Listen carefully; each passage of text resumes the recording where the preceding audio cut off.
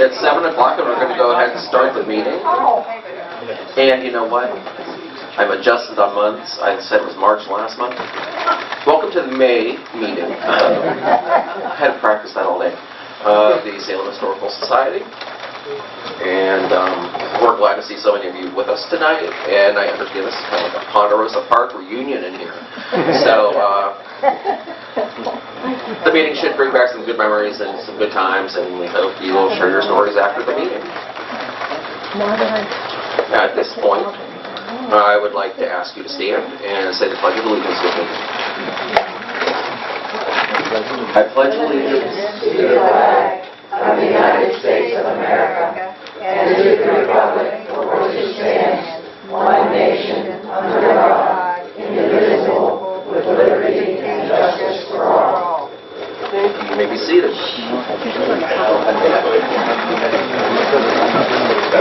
We will start with Judy White and her recording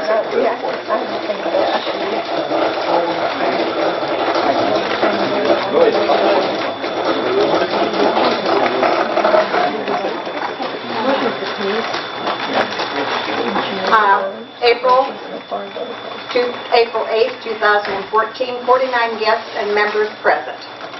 President Shivers opened the meeting with Pledge of Allegiance to the flag after welcoming members and guests.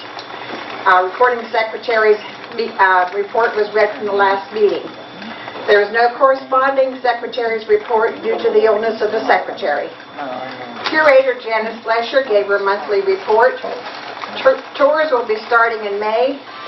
These are held every Sunday from 1 to 3 o'clock. Docent training to begin soon. Anyone interested in being a docent to contact her. We will also be beginning school and field trip tours. Director David Stratton gave his report. The Community Fund has given us a grant for 5 projects that we submitted. Del Schaefer Appreciation Day will be April 4th to 17th at 10 a.m. This year we'll replace a marker on the time capsule that we buried previously. We have the addition of a new drone from the Zeiss Aviation, which is in the business of being displayed in the Schaefer Library. With the Ponderosa panels, Salem Welding has built racks to hold, and these will be displayed in the music room. Thanks to Fred Baker and his work on the project. Gift shop will begin new season with the addition of the garden gift shop in the old office building. Membership shows 14 new members for 2014.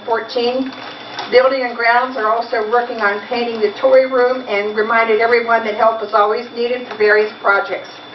Ginger Gurley spoke on Founders Day, which will be April 29th, and told her of the program and happenings for that night. She also spoke of the various upcoming programs for us. She then introduced the night's program with Cassie Yarsky, showing us how to create a family history and trace the genealogy of our family. Thank you. Thank you, Judy.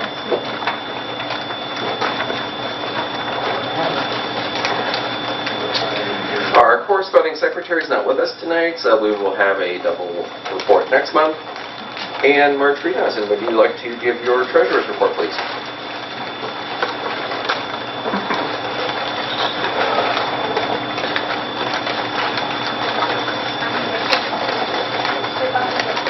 The Treasurer's report, I'm just going to very generally summarize it. Basically, when one looks at the overall picture, we are in the black. We have some areas where we are not quite in the black. So we are working to adjust things. One of the things that has been very tough on us this winter is the utilities. And that continues to be our biggest expense for the buildings. But we have had huge numbers of memorial contributions in memory of April Krieglebaugh, who was the treasurer, and Wendell Dunn, and Joe Armini, and David Schiller. So while we have lost several people, many people have remembered those folks to the Historical Society, and we appreciate that. Thank you, Marge. I know she's here. I saw her. Janice Lesher. She hides from me. How could I miss her with that calendar? I had to have somebody go and get it because I couldn't find my paper. That's her day plan. Well, this is how busy we are at the museum. Look at all these things. Every one of them is something, major-ish. And it is a very messy thing. Keeps dropping out. We have several tours coming up, and I thought I would mention them.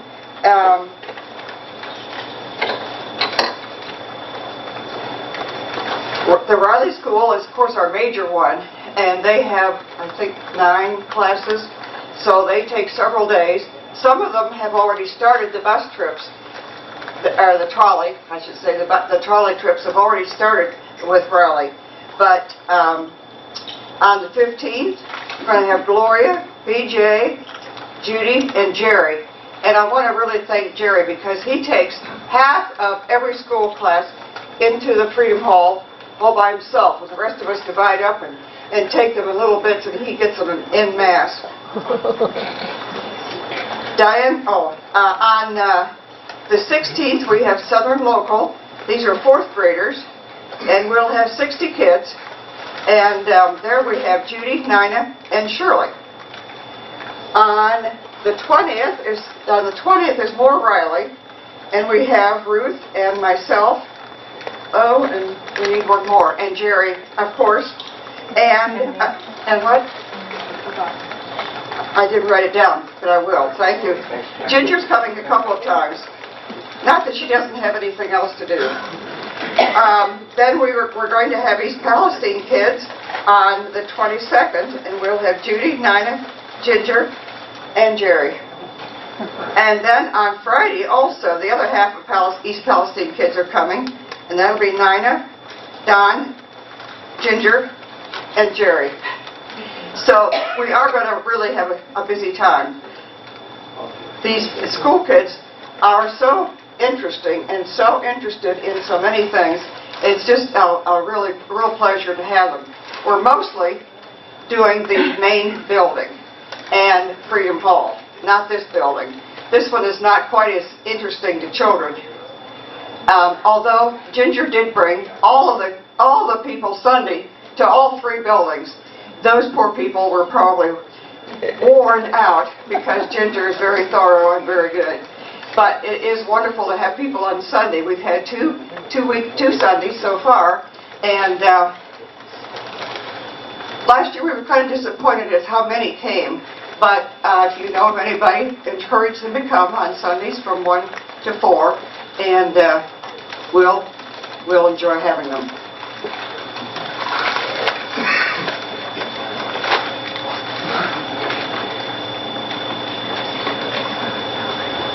One year I helped with, many years I helped with 3rd grade tours.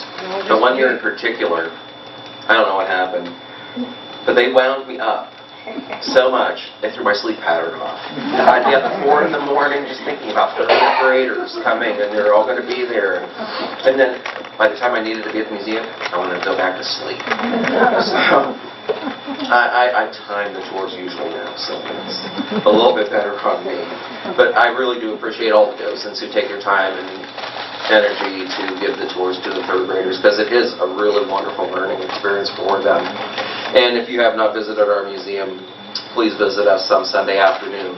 We're open from the 1st of May through the last Sunday of October. Well, at this point, I know where David Stratton is, he's over here. I'm going to turn it over to David Stratton, and he will bring Ginger up to introduce our guests. Okay, we'll do that. Thank you. Good seeing a great crowd here tonight, and I know a lot of you have, I found out a lot of you have memories about the park and even worked there, so we'll hear a lot more stories about that. And hoping that as Ginger asks you to share some of those stories, you write those down for us if you'd like to do that.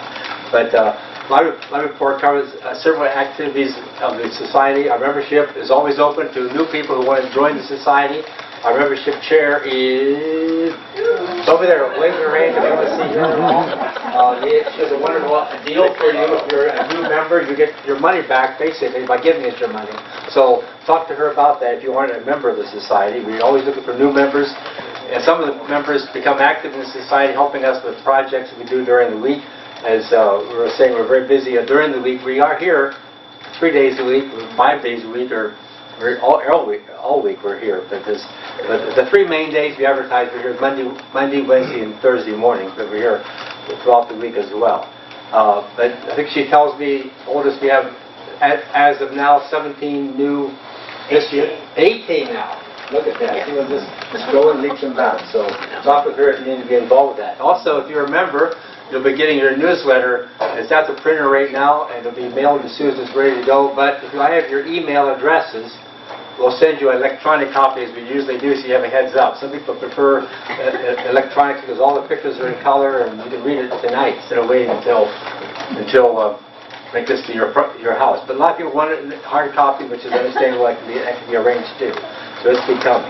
So we have other activities, as Janice said, we have her planned. We're going to be participating in the Super Cruise in June. There'll be a lot of cars out in the parking lot here. We'll have activities here at the museum as well. So if you're downtown for that, stop in and see us here as well.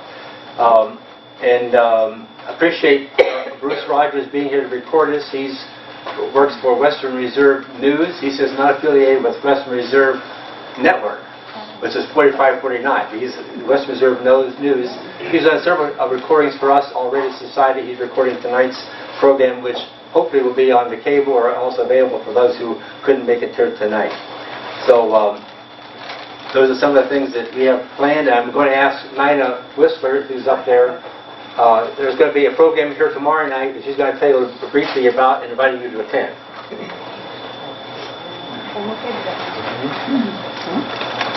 Tomorrow evening is a program that Barbara Gruff Hemmingson, I'm not pronouncing her last name right, is going to do a program, and it's in conjunction with the County Genealogy Society, Damascus Historical Society, and Salem Historical Society.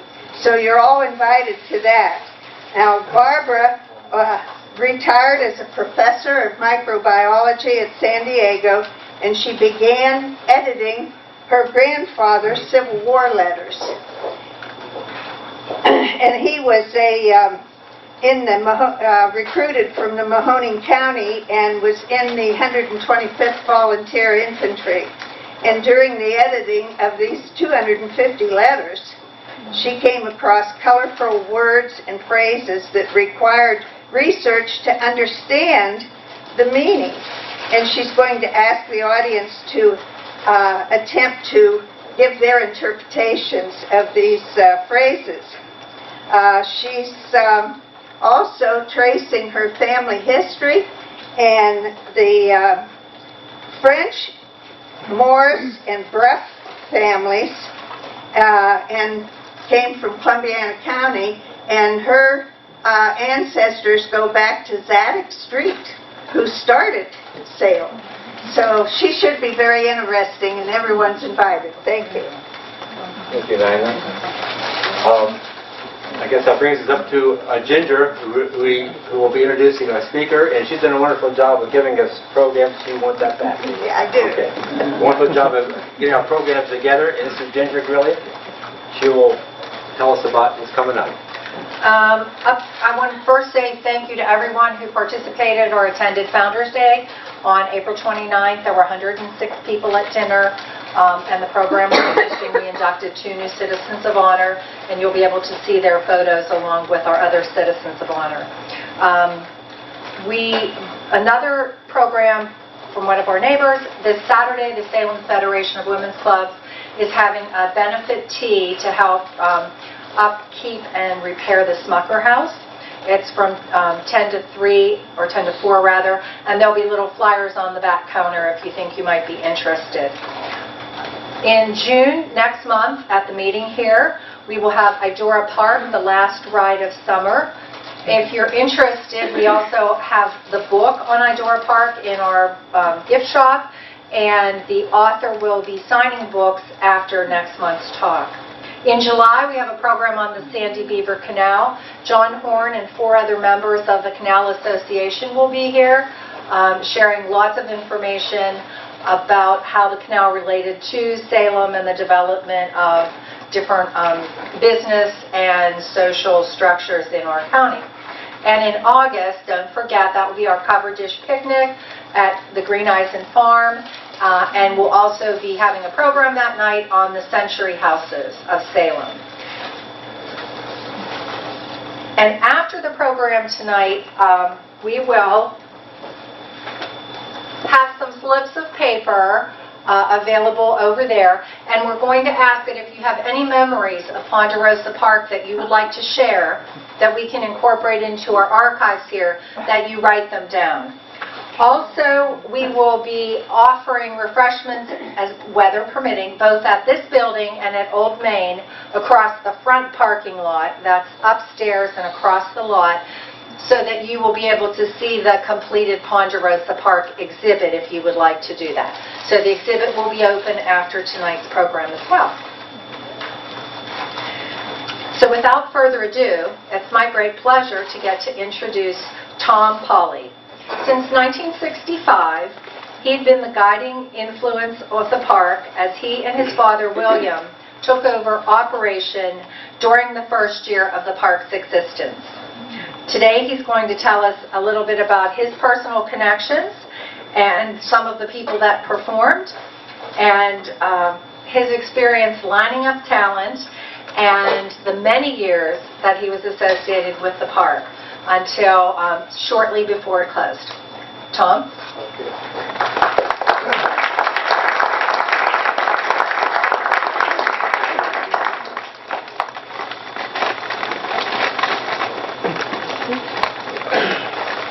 Thank you, Ginger. And Dave, where did you get to? He's over here. He's over. There he is. Okay. Wanted to thank you so much for inviting me to come and speak about something that has been a part of major part of my life, and something that is very dear to me, and something that I really enjoy doing. First of all, I am so pleased to see so many of my fellow employees from Ponderosa Park, those that were this is what, over here, and I haven't seen him for a long time, there's Dr. Solomon. Jamie used to work nights at the gate because he was studying, going to school, to be in med school. Linda worked for me for years, I met her. And Ray Simon's over here, and Lee Irick, and Blitzy, Elizabeth Clark. Blitzy is like a member of our family, and they reminded of some of the things that we did when we first got started at Ponderosapark. The popcorn machine brought back memories. And when we were talking with Dave the other day, they said, well, was there anything that you had that was a special snack or food there? I said, first year we took over, we went out to Everett May out at, well, it became the Hummel House out there in New Springfield. And he said, Tom, when you have a crowd like that, you have to have a popcorn machine. He said, people love popcorn. The smell of popcorn is the smell of money. He used to service all of the Hills department stores. And as you walked into a Hills department store, some of you people are so excited. You would walk in there, and boy, you smell that popcorn, and everybody had to go up and buy some popcorn, you know. The first day we bought that popcorn machine, and Dave over here was back here doing it since we got here. The people kept coming up buying popcorn. I'd have to take a break, run up and introduce one of the acts, come back down and start popping popcorn. I think I spent the whole day doing popcorn. But anyway, that reminded me. It's all right. You know, I've never used a microphone before. But anyway, I really appreciate the chance to come and talk with you. So nice to see so many of you folks, and not only the ones that worked with me at the park, but other friends here that I've seen at the park before. Before it was Ponderosapark, those of you from Salem realized that it was called Dunedin Lake. And back in 1952, my dad was working for U.S. Steel, and they had a supervisor's picnic out there, and he got to talking to Mrs. Dunn and telling her how nice the place was. And she said, well, you know, it's getting to be a tough thing for me to take care of since Dr. Dunn passed away. That was Dr. George Dunn and Ernestine. And she said, I'm thinking about selling it. And my dad said, well, I'd be interested in buying it. So that happened. So we took over Dunedin Lake, which at that time was a 7-acre lake. It had boats. We had 9 cottages. We had picnic pavilions, reunions. There were clubs from Salem High School used to come out and stay in some of the cottages. So it was a fun place, and it provided a lot of employment for my brother Bill and my older brother Bill and younger sister Susan and myself until I went to Penn State back in 1960. And so it was a summer job for us, and we enjoyed it, and it was a lot of fun. I can remember back then, Salem, I think it was Tollerton, I think it was Chuck's grandfather, somebody had an ice plant or ice place down here in Salem. Wasn't it Tollerton? I'm sure it was, because Chuck was a classmate friend of mine. And I used to come in and get ice in a pickup truck, throw blankets over it, and each one of these 9 cottages had ice boxes. And I would go in a week, you know, whenever 2 or 3 days a week, or whenever the people were there, get ice and go in and put it in the ice boxes. All those nice ice boxes are buried out there somewhere. If we knew how valuable those things were, we just threw them in the dump and buried them and so forth. But in 1964, I was working for a oil company in Youngstown, the Leiden Oil Company, and I was a realtor. And we had leased the park out when I was working, and my brother had moved to Indiana and so forth. Why, Dad decided we ought to sell the place. So, being a realtor, we put up a big sign. I had built a house, my wife and I, by the way. My wife Madeline's back here. And so those of you who haven't seen her, why, and then Dr. Something knows her, why, they put a sign up there to sell the place. One day Madeline calls me. She said, Tom, a real cowboy came to see about buying the park. And I said, what do you mean a real cowboy? She said, a real cowboy. Cowboy boots? He had fringe jacket. He had a cowboy hat. And she said, he looked like a real cowboy. And long and short of it was that he wanted to buy the park. However, like a lot of people and different things they'd like to do, it just didn't really have the wherewithal to do it. So we met with him, and he said he had a country music park down in Columbus, and he told us all about it. The only thing I knew about country music at the time is when we were coming back from football practice at Goshen High School over here. One friend that drove, I wasn't old enough, he used to have WWVA Jamboree on the radio, and I'd hear some of the hillbilly music, and that's the only thing I knew about country music. And so he told us about it, and long and short, we worked out a deal where he was going to lease the park from us. Well, he put up a crude stage and a seating area, and like I say, it was all new to us. And the seating area, they had stumps that they'd cut logs and set them down there and put 2x8s or 2x10s across them. And that's what the people sat on. And they watched the show up here in the back of one of our picnic pavilions. It was very crude, but it worked. And so they had some people come in, and that was in 1965, the first concert. And matter of fact, I have a piece over here that shows the list of some of the entertainers that were here in 1965. And I'll get into that a little bit later, some of them that were here. But anyway, they started out, and gee whiz, it would rain, and this was tough when you're doing this outside, planning something and just picking a date 4 months ahead of time, say that's going to be a sunny day, that's pretty chancy. So but they had a lot of rain, so he didn't really take care of all the entertainers. So, but he got through the season, and the management was so-so.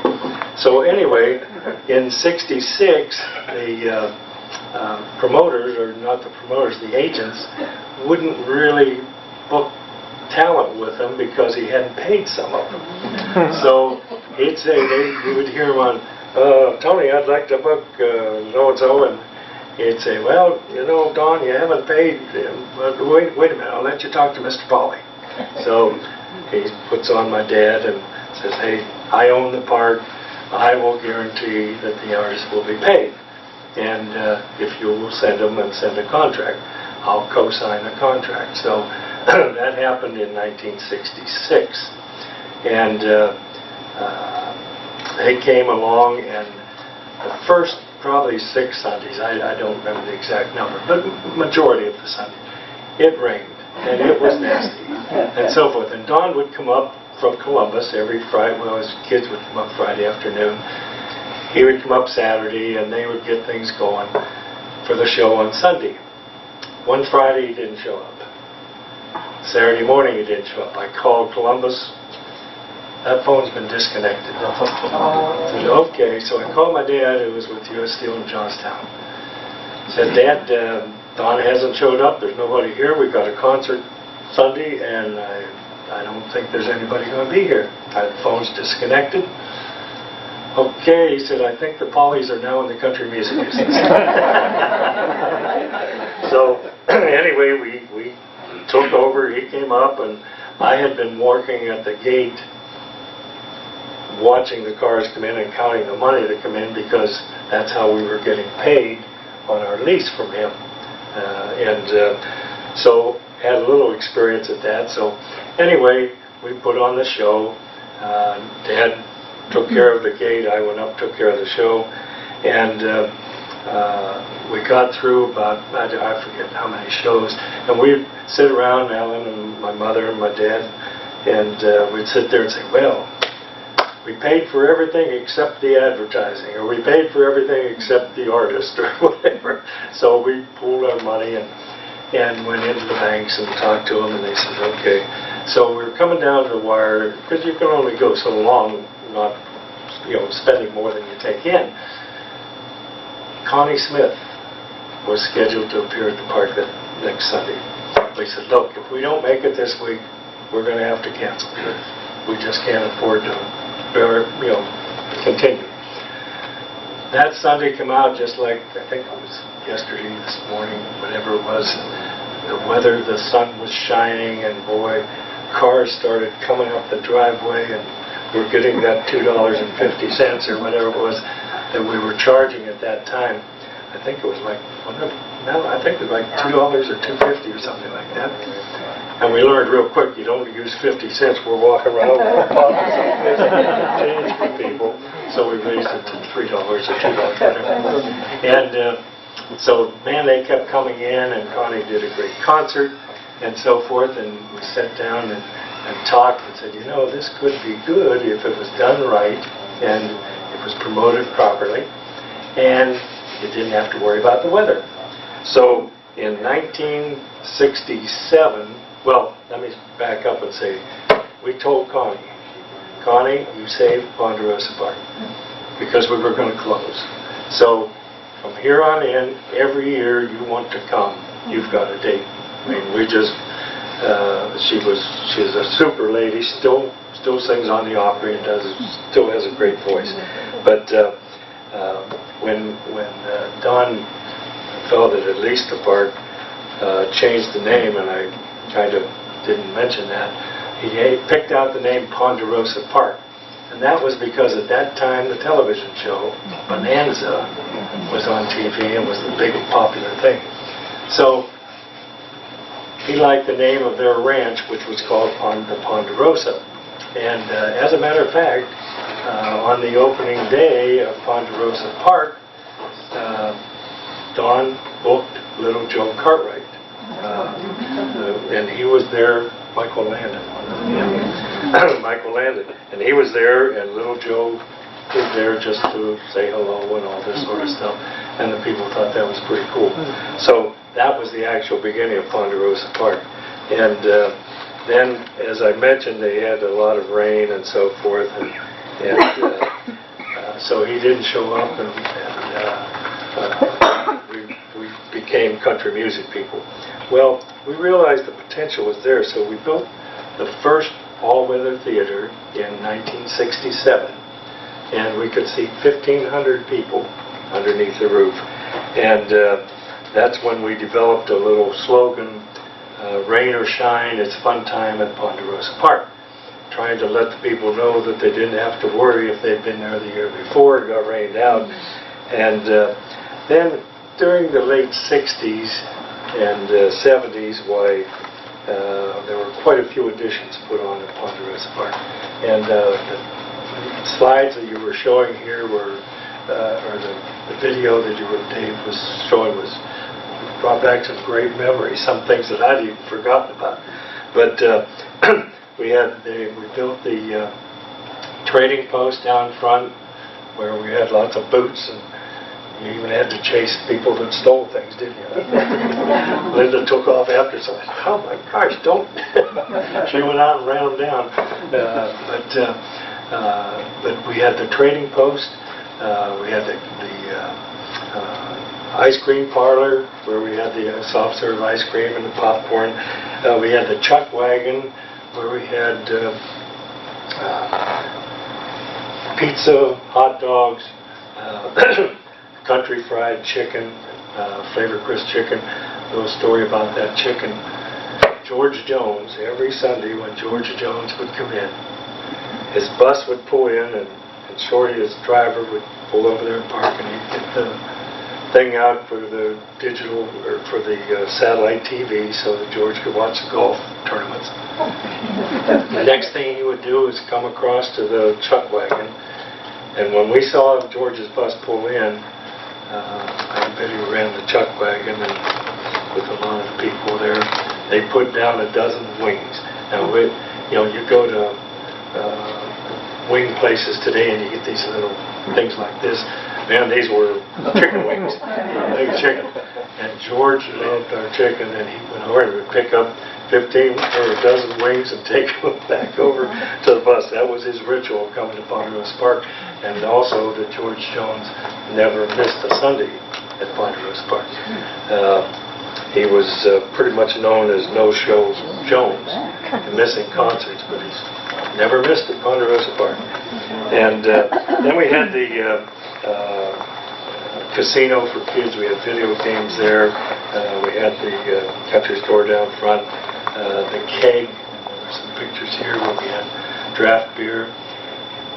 We got a liquor license, and one of the things that prompted us to do that, when we had Alabama there, first year, I don't recall the year, but first year we had Alabama there, there were people coming in so fast that we had traffic backed up from 165 and almost down to the bypass up to Ellsworth. Traffic was just such a bottleneck, and we're coming into the park. Finally, a state patrolman comes along, says, you're going to have to chase these people by. You can't let them in the park. Yeah, sure. When you're paying somebody $100,000, you aren't going to let anybody get by. So anyway, so we started moving the people in and collecting them even down on the road. And then our maintenance crew got our tractors and a couple mowers and went over to our neighbor's property, Mr. Lasky, across the street. And they were mowing grass, and the grass was probably about this high. and it was this hay field. We were mowing the grass, and as the kids would mow with the tractor in this way, a car would come in right behind them. They'd come out this way and do another one, and another car would come in. So that's how we were getting the people off the road so that the state patrol let us keep going. But anyway, that was one of the things with the Alabama that was kind of interesting.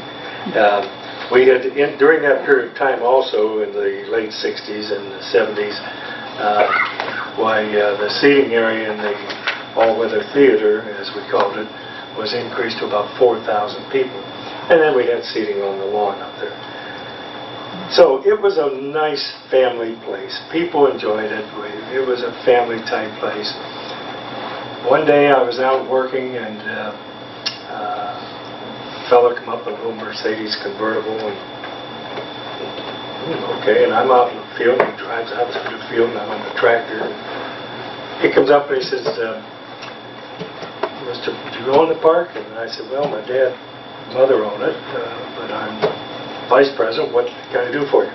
He said, "We'd like to buy it." I said, "Well, it's not for sale." "Well, everything's for sale." I said, "Well, I'll have to take this up with my dad." So I'll call him, and he said, "All right, we'll stop and see you next week." So I called Dad, and he said, "Well," and I told him they'd be up on the weekend. And so we talked about it, and I said, "Well, we probably ought to listen to him anyway. Somebody comes down and says you want to buy something of yours, and maybe want to listen. Because sometime if you're looking for a buyer, they might not be there." So they come down, and long and short of it was that they had a number of resorts, which they took us up to see, which we thought were pretty nice. But, well, they put on a good show.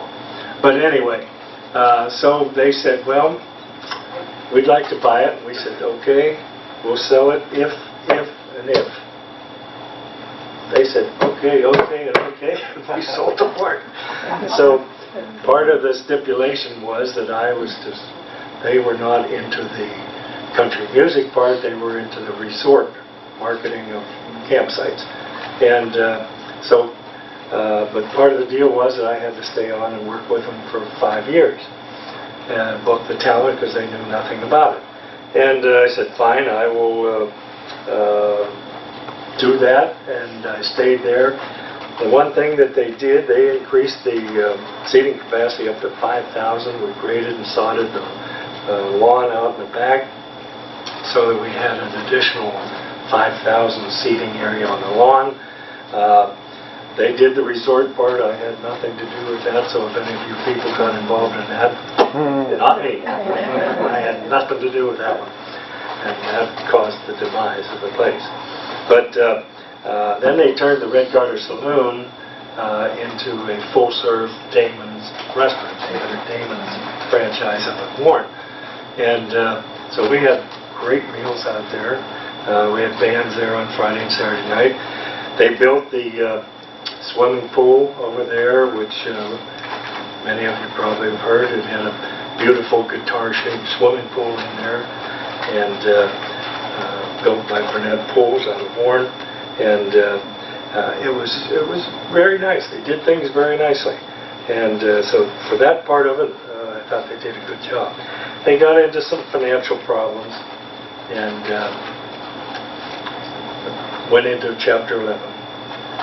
A group out of California then came along who was in the similar type business, and they come in and said, well, they'd like to take over the park and promote it, and they were in that same type of business. So part of their deal was, we'll buy the park out of Chapter, but Tom, you have to stay with us for 5 years to run the music.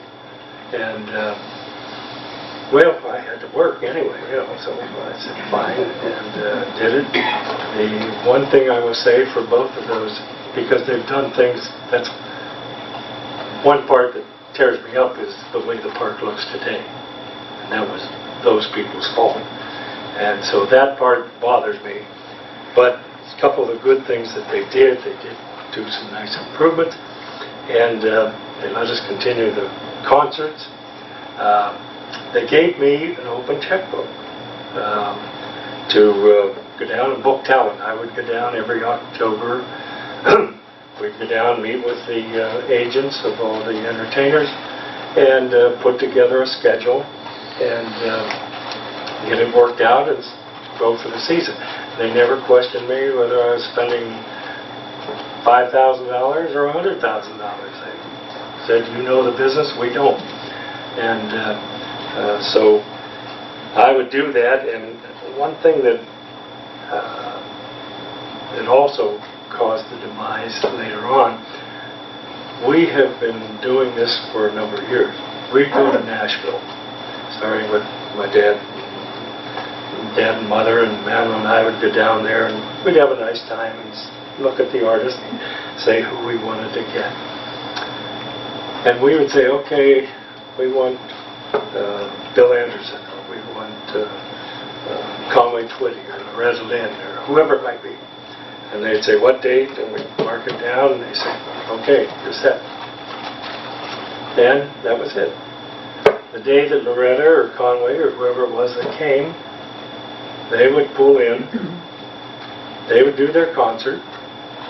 At the end of the concert, their road manager would come in and so forth. With the contract, Madeline would, makes me think of another story. I'm bad about that. I guess I kind of got that from being on stage out there so much, killing time, and I think of something and start to talk a little too much. But anyway, we would write them a check out of our checkbook, Ponderosapark checkbook, write them a check, $20, $5, $50, $100,000, hand them a check, and they would go. Now, it doesn't work that way today, and it didn't work that way for most people, but we had the reputation, and they knew they were going to get paid. Normally, as you well know,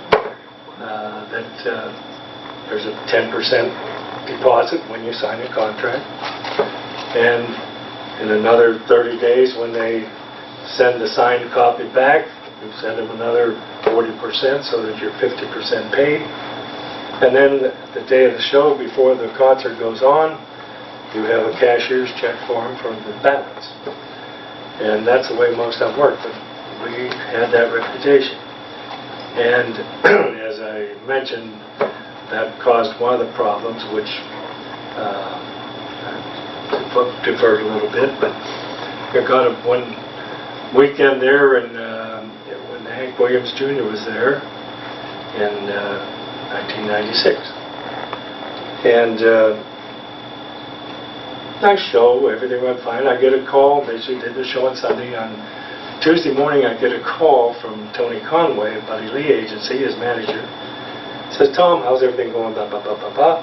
I said, fine. He said, everything going good? Yeah.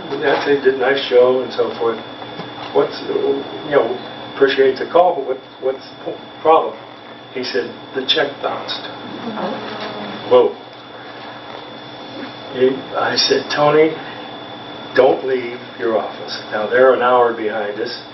California, who the owners of the park, 3 hours difference. I said, Tony, don't leave your office. Give me your wiring instructions right now. I said, I'm going to take care of this right now. So I called California.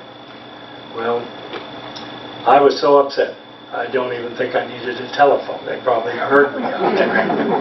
I said, get me Ray on the phone right now. And they said, well, I don't know where he is. He's not here at the moment.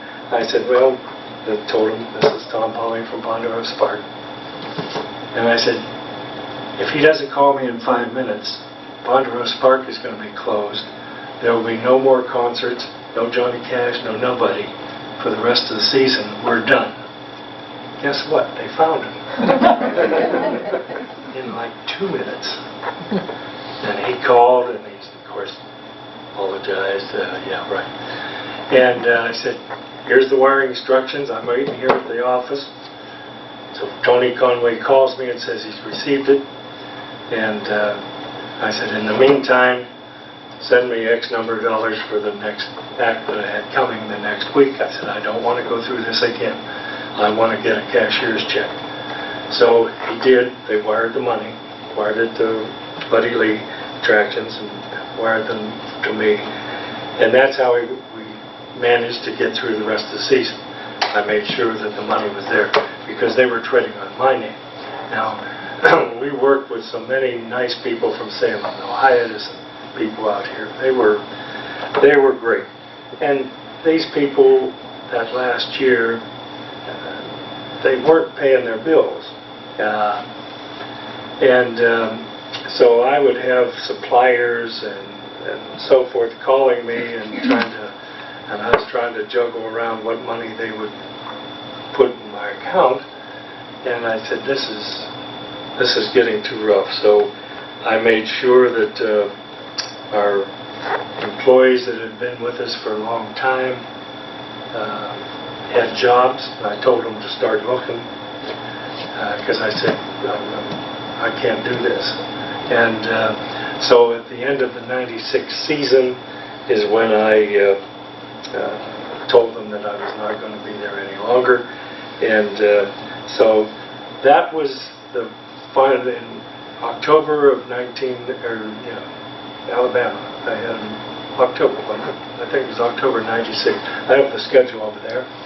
I keep telling Madeline and others, I said, this thing up here is like a computer. It's one of those old computers. About this big, not this little thing. And you had to crank it out and put those IBM cards in it and all that sort of thing. It takes a while, but maybe eventually I get it. And anyway,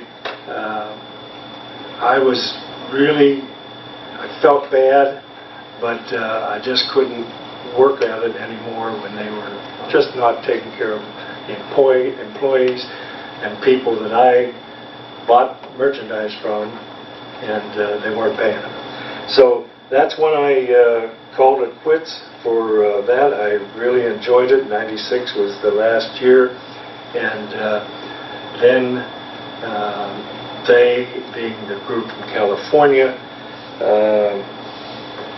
did try to put on a few concerts out there, but they were strapped from the beginning because of the reputation of the people out in California. And so it made it real tough for the people that were trying to put on some shows. And it just was, if you don't have everybody working together, it isn't going to work. It's not that easy just to have a piece of ground and buy an artist contract for a day and say you're going to make money. It doesn't always work that way. But it was a great ride. Some things that I thought you might be interested in. There's a picture over there. I think it's over on that table over there of a helicopter. That helicopter flew right out of this parking lot right over here. Jack McFadden, who was Buck Owens' manager, said, "Tom, we're going to need a ride, and you got police escort, something like that, to get Buck out to the park." I said, "How about a helicopter?" He said, "Ooh, okay, that's first class, let's go." So a friend of mine, Scotty Campbell, from over in Hermitage, PA, had a helicopter. He came over, we got permission, landed over here. Buck runs out, gets in the helicopter, flies out to the park, and that was the biggest grand entrance that we had at the park. Over here to my left is the Oak Ridge Boys, and this right here is a replica of a platinum record, which represented over 1 million records sold. It was presented to me, as it's presented to Tom Polly, to commemorate sales of excess of 1 million units for the song Elvira. And I cherish that. The other picture here is the Oak Ridge Boys. They were here, and if you are an Oak Ridge Boys fan, you'll say, "Whoa, that isn't William Lee Golden." William Lee had been part of the original Oak Ridge Boys, and then he decided to go out on his own. William Lee is the one with the beard, the mountain man, as people call him. He went out on his own, so they got Steve something. Saunders. And so he filled in for him. So it really wasn't the same without him. But anyway, Steve was there with them. And the reason I mentioned about the Oak Ridge boys, they were probably one of the local favorites at Ponderosapark. Now, had any of you ever been out to an Oak Ridge Boys concert at the park? Remember the squirt gun fights and so forth?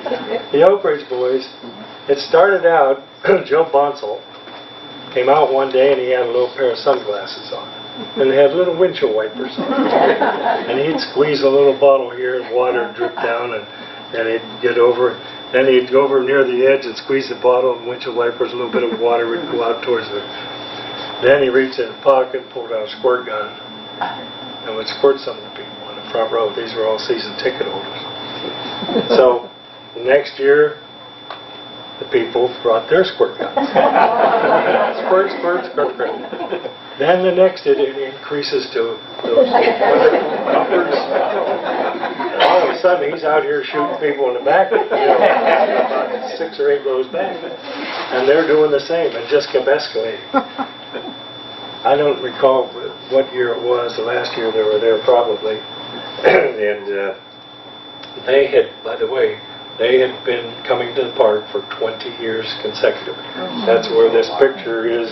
And we're giving them a plaque of 20 years consecutive appearances at Ponderosapark. The first year they were here, the timber lanes burned down. So you recall that? Whatever year that was? They were in the parking lot, the bus, they were doing a gig somewhere, drive in and get in there in the evening. They pulled up, parked lot, there's fire trucks and everything going. And they sat in their bus and watched the place burn. There was an artist on the show with them called Billy Joe Spears. I knew the person that wrote the article was not a country fan because he said, Mr. Billy Joe Spears, and it's B-I-L-L-I-E, Joe, J-O, so it was a she. But anyway, so they were there that night it burned down. But they spent 20 consecutive years. So the last year, they were there, and he said, Tom, what can we do this year? He said, can you get the fire department, get me one of their fire hats and one of those things they put on their back when they go out, pump it and squirt water and put on fires? I said, yeah. So I talked to Abe Brecker, and I think Abe was the chief of police at the time, or fire chief. And he said, I'll do better than that. They brought over their pumper truck. This is a 4-wheel drive truck that they go out in the grass cars, pulled it up behind the stage. The Oak Ridge Boys buses pull in, and Joe Bonsall was just, man, his smile was from ear to ear. They pulled out this hose, and of course it's got a hose about that big, pulled this hose up and had it backstage. They went out, and the band, the Oaks band, as soon as they would get there, and shortly after they did their first couple songs, they'd go back and they got out Viz Queen, and they'd take Viz Queen all across the drums and the amplifiers, because they knew what was coming. But boy, when he came out with the fireman's hat and the raincoat, flash itself, and he's pulling this hose and he's squirting people very quickly. It was awesome. People enjoyed it. They were probably one of the favorites at the park. Connie Smith, I mentioned about Connie Smith saving the park. There are 3 artists, and we have we had a picture, whether we have it here, I know we have it over at the other place. But Hank Williams Jr., the last picture up there on that table over there, you see him, tall guy standing up, young fellow next to Barbara Mandrell. That's Hank Williams Jr. when he came there in '65. He was a young, clean, he was 18 years old. It was pretty funny. The bus pulls in, and the way it usually works out there, you have backstage, the buses park here, the backstage is here, the public stands back there behind the gate chain so that they can't bother. The guys get out of the bus, come in and bring their stuff inside. Hank Jr., who's 18 years old then, gets off the bus, he's wearing his jeans and an old shirt and a hat, and just like all the rest of them were, carrying his guitar and walked in, sitting inside there, and he said, look, those people are still standing out there waiting to see me get off the bus. He said, they must think I wear these fancy clothes all the time when I'm riding in the bus. And so, anyway, the other thing that was interesting about it, he said, boy, he said, do you have any coffee? And I said, yeah, we'll get you some coffee, okay. He says, I've been up for hours, probably 24, 25 hours. I said, wow, what's the matter? He said, Monday I go in for my physical to be drafted. He says, I want my eyes to be so bloodshot that I won't be able to see and they'll flunk me. So, anyway, that was Hank Jr. then. I have another picture over here of Hank Jr. when he was, the last year we were at the park. Hank Jr., over there on that table, there's a picture of two guys at the Red Garter Saloon. The picture on the end, and that's Sonny and Bob Osborne, the Osborne brothers. And that's inside the Red Garter Saloon at the park, the picture. So we had Hank Williams Jr., we had Sonny and Bob, the Osborne brothers, and we had Connie Smith. And, I don't think I have a picture of Connie up there. Bad me. Anyway, because she's one of my favorites. But anyway, those three artists were at Ponderosa Park in 1965. First year the park opened. Those three artists were at Ponderosa Park in 1996. The last concert at Ponderosa Park. The last of our concerts at Ponderosa Park. So 30 years that those artists were at the first show and the last show. I just thought that was rather interesting. I have pictured over here Dolly Parton. Dolly, everybody knows Dolly. And she appeared with Porter Wagner for years. Then she left Porter Wagner and went out on her own. And she appeared at the park, the first concert she did on her own without Porter Wagner. I think we had like 8,000 people or something like that. And trying to think of that Polish guy was. But anyway, we had Dolly there as the headliner. And she was awesome. The people just loved her, as they do today. And so this is just some of where she had their pictures and backstage with my family and so forth, and our kids. That's Dolly. And then over here we have, after the Oak Ridge Boys, I have them kind of in order. We have Billy Ray Cyrus. Billy Ray, well, when I said in order, these people right here, Billy Ray, Alabama, Randy Travis, these were the top draw people, ones that drew the biggest crowds. Dolly was in there, Johnny Cash, and Billy Ray came with his Achy Breaky Heart, something that when he was a couple interesting things I mentioned about Jack McFadden. He was his manager, and he sent me a video, and I had an artist. I told him I was all booked up, and he said, "Tom, this guy's going to be great." He sent me his video. I said, "Boy, I can see that, but I'm booked up." Had a cancellation. Called Jack. Said, "Hey, bring him up here." So we put him in Eddie Raven. I think it was canceled out for. That's when there was a hurricane down. It was supposed to be a Cajun show. And so we booked him. Billy Ray just brought so many people, and we had over 10,000 people. Interesting thing, Billy Ray Cyrus was the Elvis type guy. He had so many flowers and teddy bears and things like this. The gals would come walking across the front of the stage, throw the stuff up to him. And after the show, he came over and asked me, he says, "Tom, do you have any relatives living?" And I said, "Yeah, most of them." And he said, "Well, do you have anybody that's married?" I said, "Well, I have a granddaughter that died just after birth, and Madeline's dad, and they're both buried over at a cemetery over towards Austintown."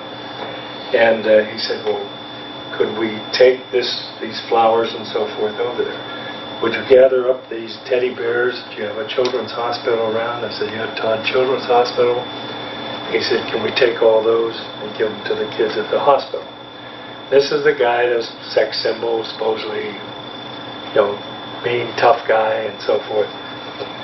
So when the concert was over, we went across and they followed over to the cemetery over there, and they stopped out front, and they came back and went to Madeline's dad's grave, and he placed a lot of the yellow roses on his grave.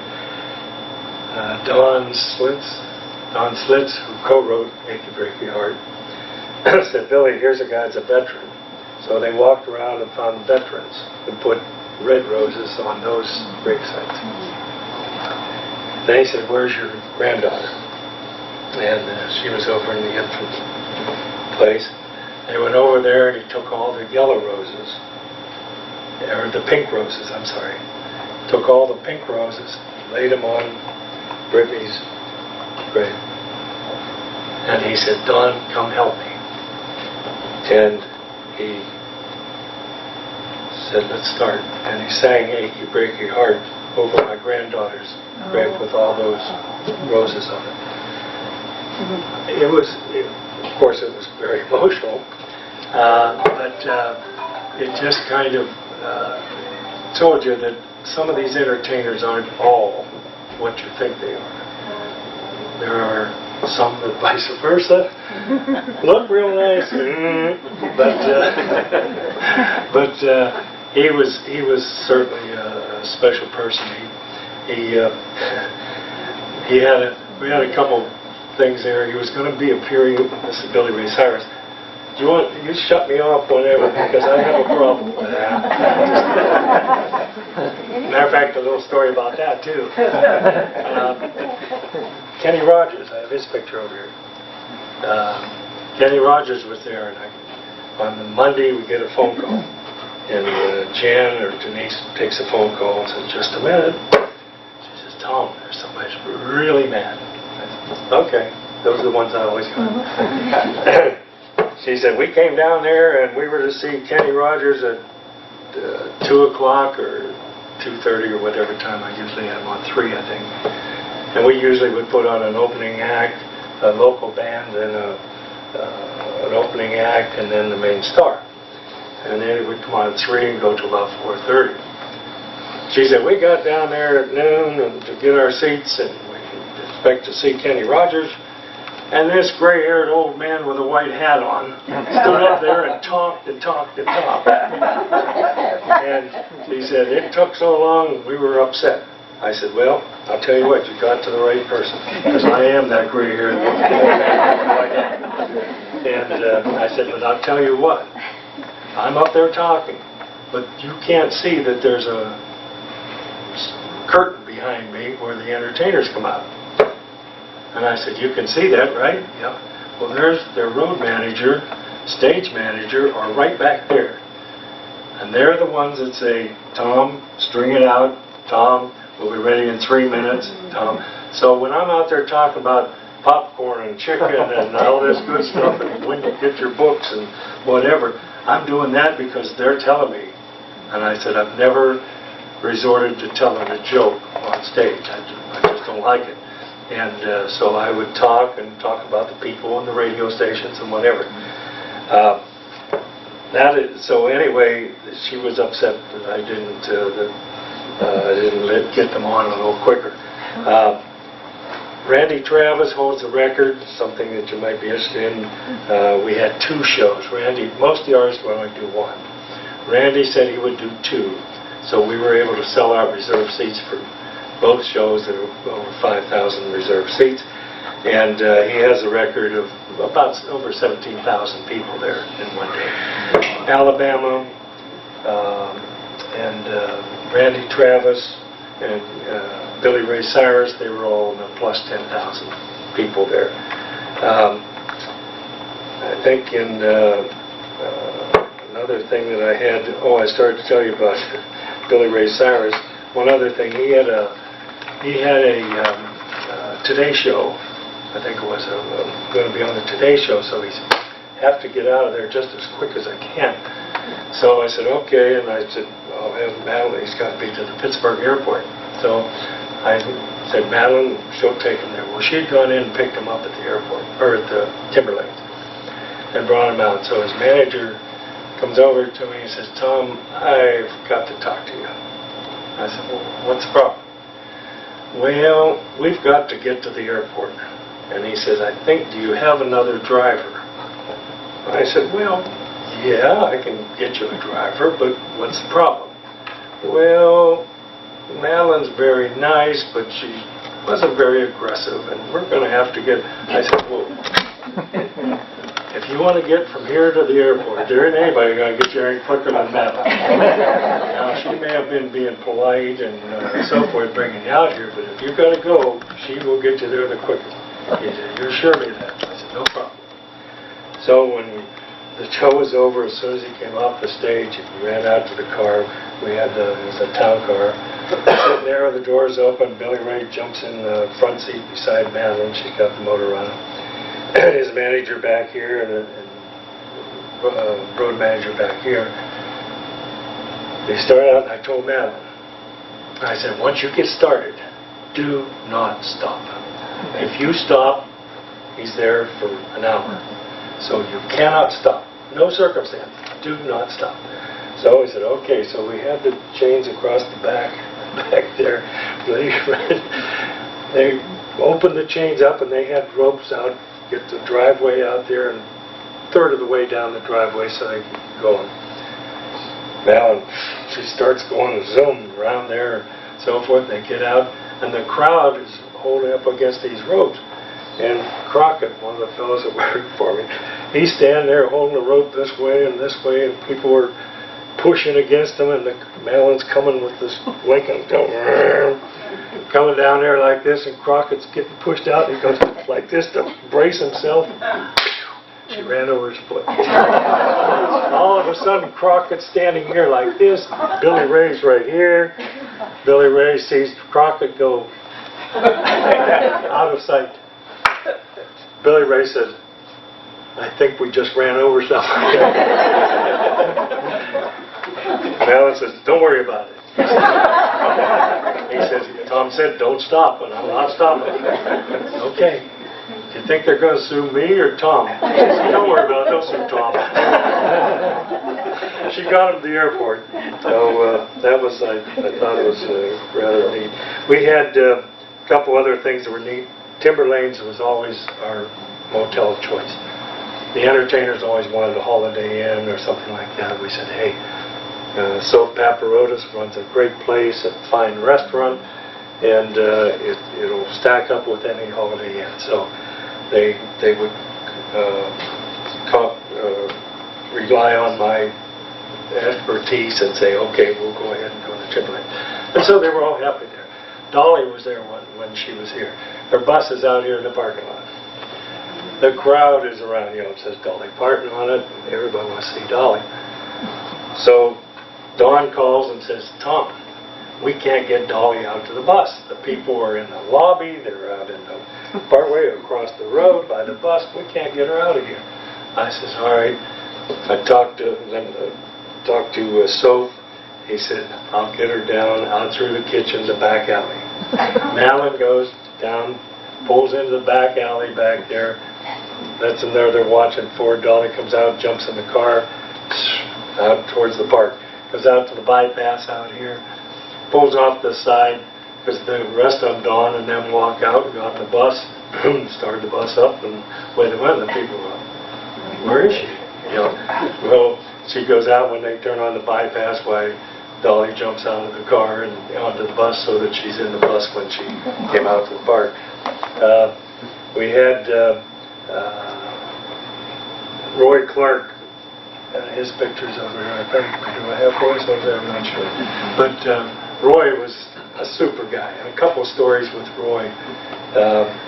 First of all, when Roy used to fly to all his states, and we went out to pick him up at the Meander Airport, I think they called it out there, it became a drag strip. Yeah. And so his plane was out there, and Leaf, his pilot, was there, and so he performed. He came down to the house. We had Madeline was noted for her strawberry rhubarb pie, and all the entertainers liked to come down the house and have some pie after the concert. And we had one of those three-wheel ATC things, and the kids rode in. And Roy Clark was out there riding that thing around, just having the best time. Well, it was just like Dave, what you were doing, watching the weather. Leaf, his pilot, is watching the weather. He said, Roy, we really got to go. Oh, we're all right. Roy, we really got to go. So finally, Roy says, okay, and he had such a good time. We went up to the airport. When we got up to the airport, man, it was starting to thunder and lightning and so forth. Leaf says, man, we've got to go. It's going to be tough, but I think we can make it. Roy said, they haven't made the color of money yet. That'll get me in that airplane tonight. I'm not going. So we went back, and we used to have an apartment up over the Red Garter Saloon. And my folks used to stay there when they come up from Johnstown. So it had a couple bedrooms and so on. Roy's on the phone. Yes, dear, really, it is. The storm is really bad. And you could just tell. She said, yeah, right. But I'll be home in the morning early. But that was a pretty good one. The other thing with Roy Clark, too, the last year that he was out there, and we had sold our house. We had built that house near the park, near the front, and when we sold it, we moved to Campfield. And Roy came out, and Madeline then came out a little bit later. He kept saying, where's Madeline, where's Madeline? And I said, oh, she'll be here shortly. Pretty soon she comes in. And he says, hey, he says, Madeline, what are we going to have for supper tonight? And she just looks at him and says, Roy, we don't live down here anymore. You didn't hear me. I didn't say, where do you live? I said, what are we having for supper tonight? Oh, scalloped potatoes and ham. He said, sounds great. She said, but if I go home to fix that up, I'm going to miss your show. He said, you've seen it 3 times already. It's the same show. So we went back. Roy always liked to stop at the house. We had some good friends. We had others that we paid. The Oak Ridge boys are, as I said, real good. By the way, Jeannie, she's got a sheet back here. The Oak Ridge boys are going to be, because I just spoke to the Campfield AARP a week or 2 ago, and the Oak Ridge boys are going to be appearing up at the Hartville Kitchen. They're going to have a concert for AARP, and they're running a bus up there. And I've got tickets. And she's got tickets and information. And so if some of you folks have enjoyed the Oak Ridge Boys, see them, and they've got a bus going up there, and tell them that you heard about their exploits from Tom. But anyway, another thing that was kind of interesting, we've had a number of times these entertainers are out on the road and they don't get a chance to go to their family doctor. Charlie Daniels, Loretta Lynn, Jerry Lee Lewis, and Doug Stone all said, Tom, do you have a family doctor? And I said, yeah, Dr. Hobbs in Austintown. And he lives in Campfield. He said, Doug Stone had a bad back. So he said, boy, I can hardly get around. So I called, I said, well, he's a specialist on back.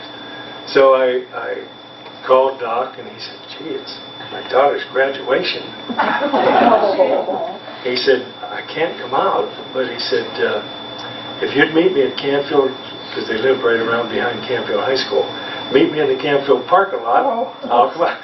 So in we go, I lead him in there, here comes Doug Stone's bus, we pull in the parking lot, Doc comes out, goes in and manipulates them and so forth. And of course they give him records and stuff like this because he wouldn't take any money. Gives him things like that to give to his daughter and his son. Charlie Daniels, Charlie was not feeling well, and so they asked if I had a doctor. I brought him out, and Doc went in, or told me, he came in, Doc came back to me, and he said, I told him the minute he gets back to Nashville to get to his doctor. He said, he's in an accident, ready to happen.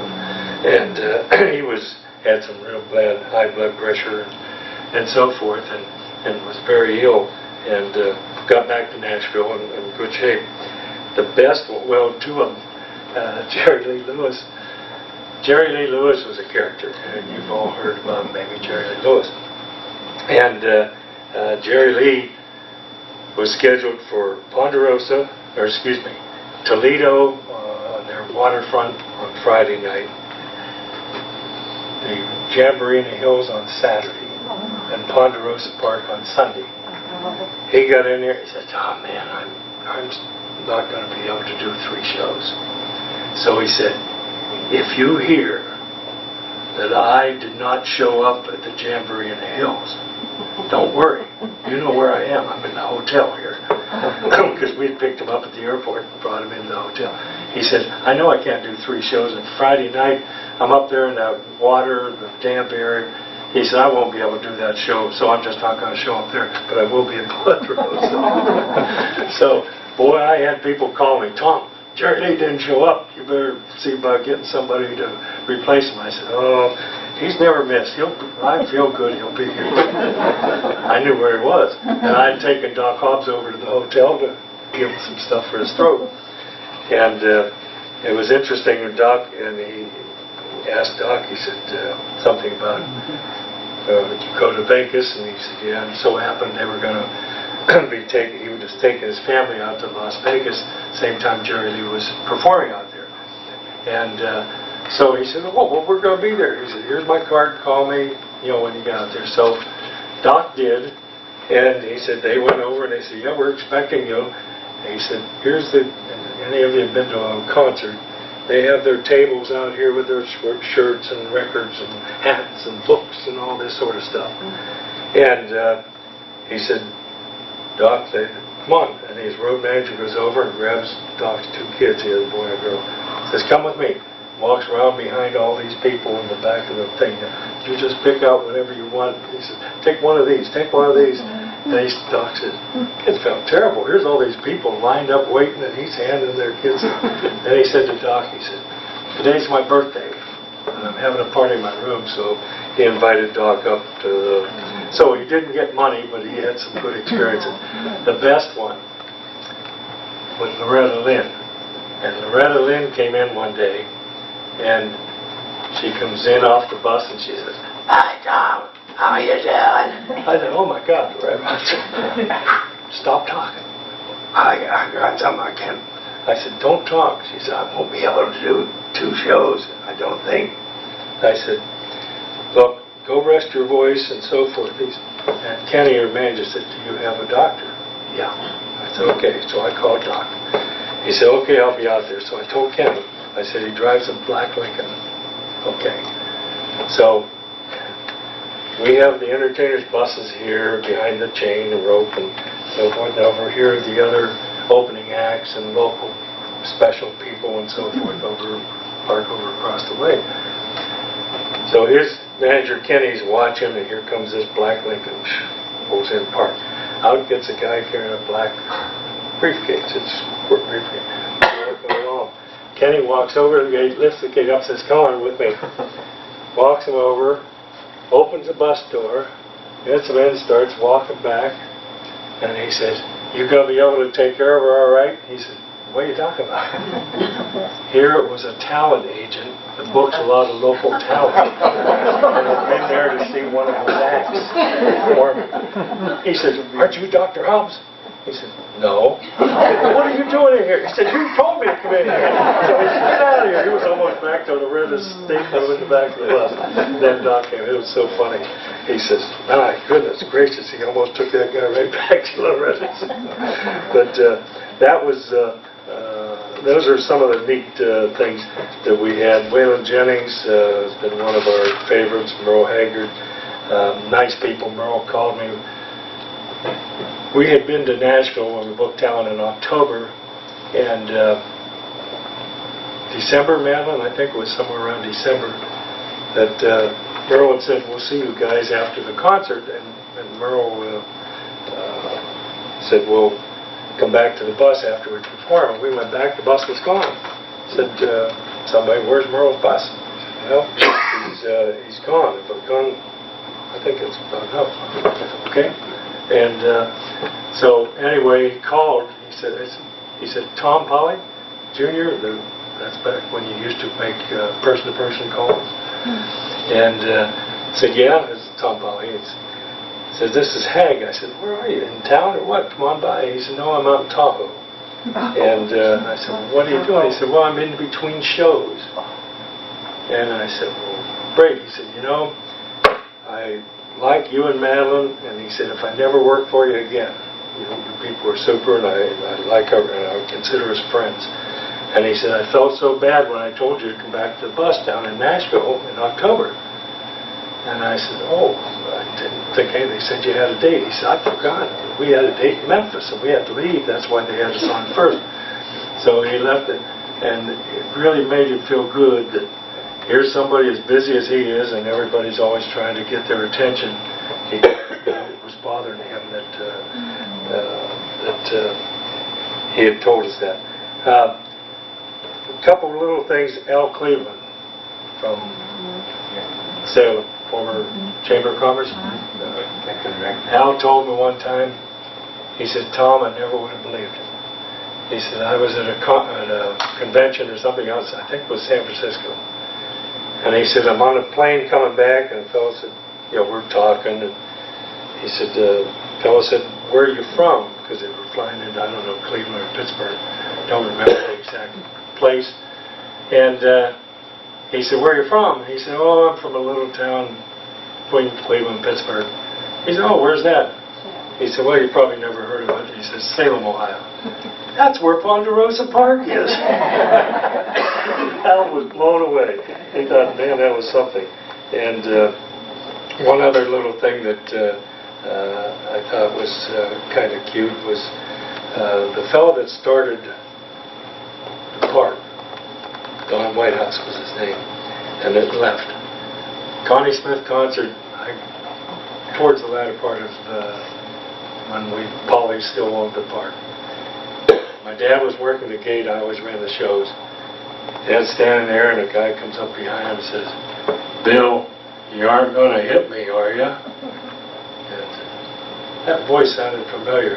He turned around, it was Don, the guy, the promoter that had leased the park from us, and then took off. And Dad told me, he says, if things hadn't worked out, he said, I probably would.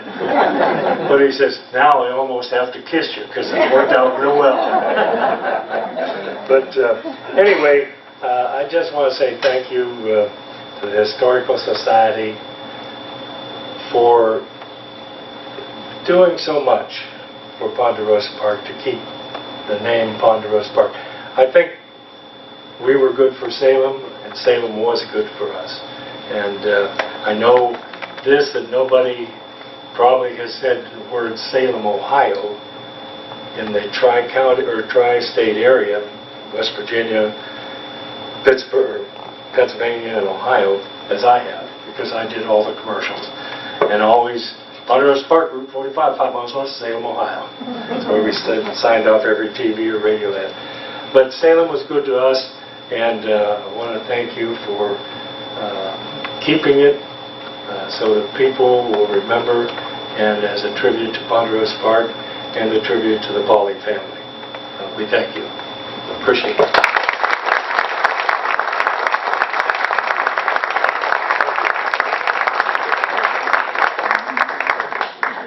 we'd like to invite you to stay, look at the memorabilia, have some refreshments, and also join us across the parking lot at the Ponderosa exhibit. And come back next month. And then memories. Yeah, and we'll have the little papers on the table for you to write memories. Thank you.